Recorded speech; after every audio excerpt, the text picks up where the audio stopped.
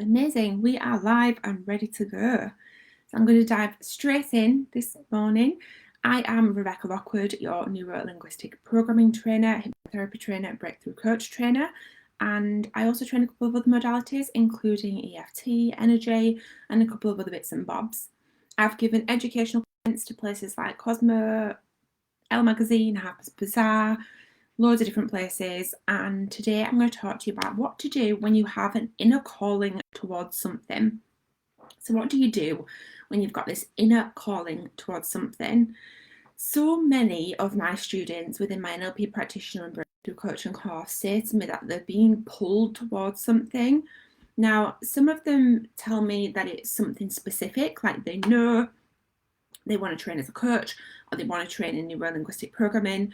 And then some of them say they're being pulled towards something, they're being pulled towards learning these new skills, but they're not quite exactly sure what exactly it is, what specifically it is that they're being pulled towards.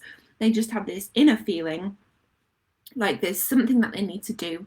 And the common trend, the common theme that I see between them is that they say that there's something that they need to do that's bigger than themselves. And that's something that I experienced as well. So when I first trained in neuro-linguistic programming, it was actually because I was in my sales career. I was training salespeople, and I knew that there was more that I could learn and more that I could do to support and help my sales teams. And so I started to look for sales training. And it was then that I stumbled across neuro-linguistic programming. And when I heard about what it is and how it helps people, I really knew that it was something that I needed to learn. Now, as I went through the training, I realised that there was so much more to it than it being just about supporting you in sales.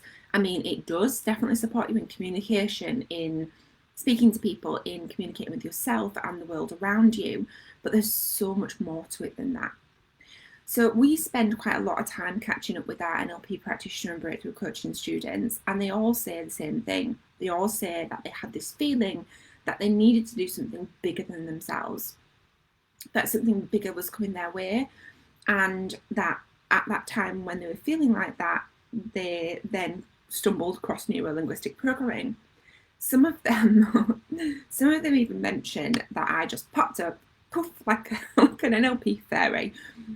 Not even exaggerating, it wasn't me that came up with that term. It was some of my students, which I thought was quite funny. I've also popped a link as well in the description of this video or podcast if you're watching or listening to the podcast, where you can start your NLP journey with us straight away. So you may have heard about things like trusting in the universe. I actually just bought my sister the book by Gabrielle Bernstein and gave it to her yesterday. The Universe Has Got Your Back. I love that book. I've read it about 4 times, and actually having bought it for her yesterday, I thought to myself, perhaps it's time I should read it again as well.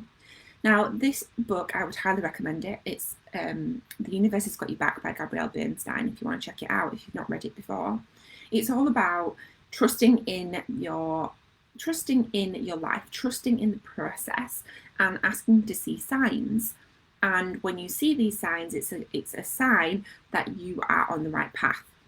Now, the thing is, when we are moving forwards and we get these feelings and we get these nudges and we get these inner self-talk and we get this kind of nudge from the universe or whatever you want to call it, from God, from spirit, from something that's bigger than ourselves, we don't always understand it. I certainly didn't understand it when I was first learning and coming across and stumbling upon neuro-linguistic programming, but I still got them nudges. I just didn't quite understand what they were. Thankfully, I listened to them and I took action, and I just went with whatever came up.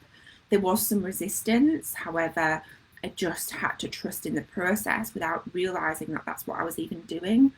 And when we're going forwards and we're getting these things come up, we don't always understand them because we can't join the dots looking forwards. We can only join the dots looking backwards. And every time I speak to our students who've completed our course, they always say something very similar. It's life-changing. I didn't quite understand it at first and why I was getting this inspiration to train and learn neuro-linguistic programming. However, Now I've done it, I get it, I understand why I needed to do that and why that was thrown across my life path.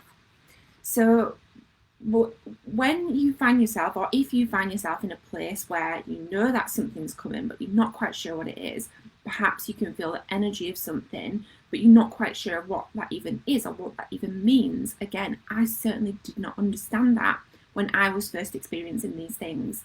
It was only when I learned neuro-linguistic programming and then tapped into the other things like energy and Reiki and EFT and all these other modalities that I was able to make sense of these things and then be able to utilize the way that I was feeling and become more curious.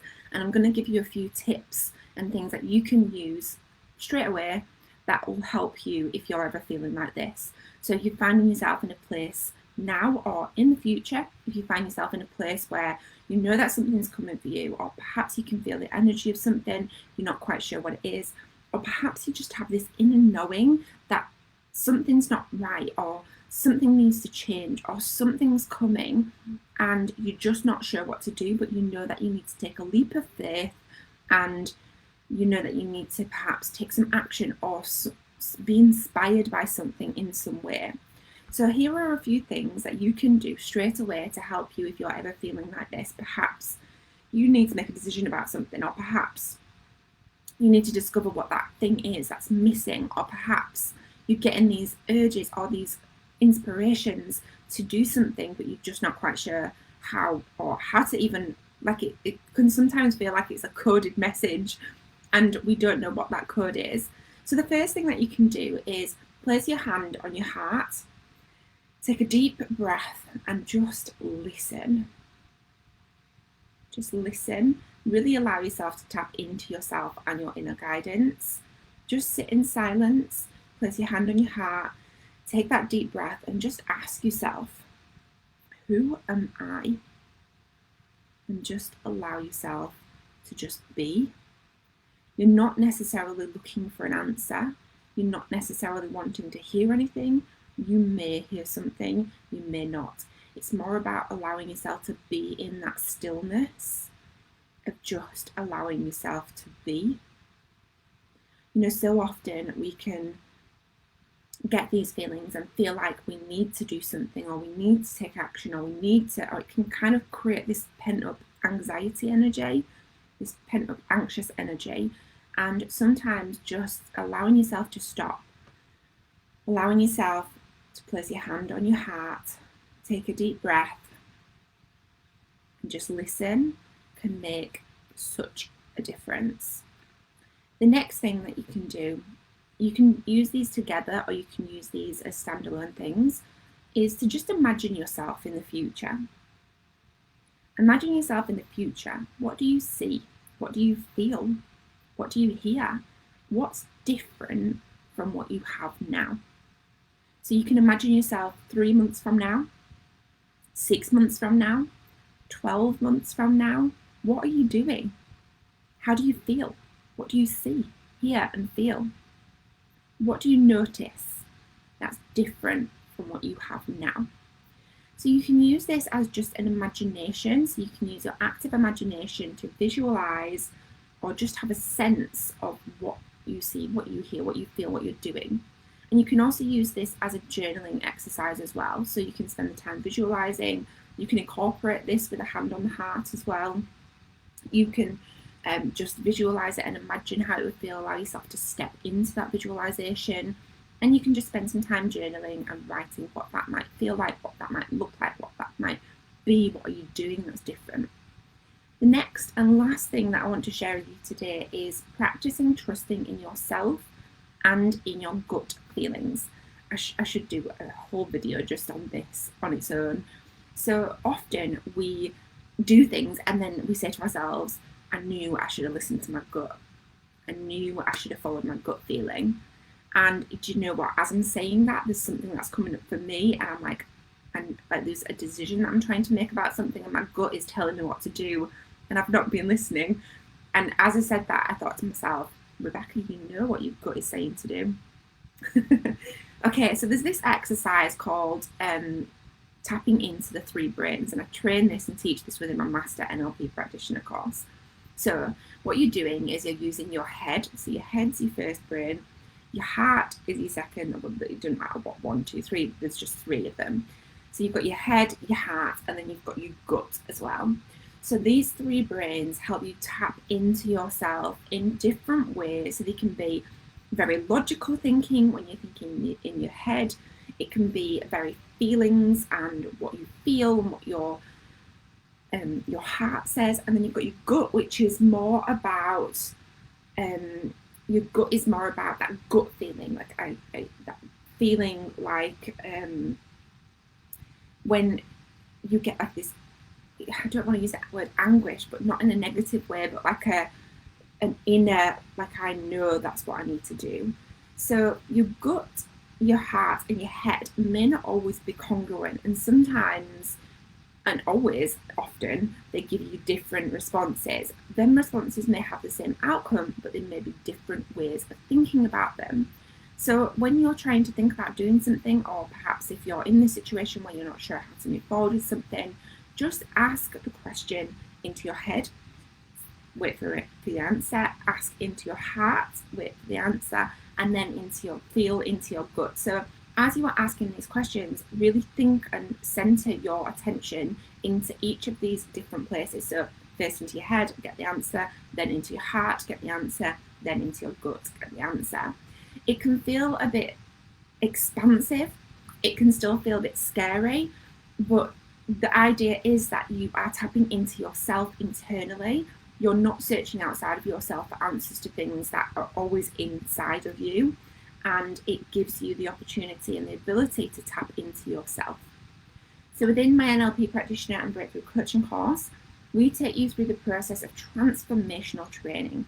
We do this for yourself personally, and we train you how to coach others using the powerful tools and the powerful work of neuro-linguistic programming. So these things that I've shared with you today are part of what you can use and how you can use neuro-linguistic programming. And I've popped some details with links to how you can get started with my NLP Replays offer. If you've got any questions, do let us know. Have an amazing week. As always, I'm Rebecca Lockwood, your neuro-linguistic programming trainer, hypnotherapy trainer, breakthrough coach trainer, and I also train a couple of other modalities, including timeline therapy, EFT, energy, law of attraction, life coaching, and a couple of positive psychology, emotional intelligence, forgot that word then, emotional intelligence, and a couple of other bits and bobs. So if you've got any questions, do reach out. Have an amazing week, and I'll catch up with you all next week.